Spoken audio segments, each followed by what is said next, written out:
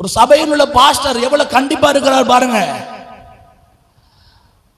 வார வாரம் ஆண்கள் கூட்டம் சபையில வைக்கிறாரா, வச்சுட்டு எல்லாருடைய செல்போனை வாங்கி ஹிஸ்டரியை செக் பண்றாரு. சில மாட்டிக்கிட்டான்.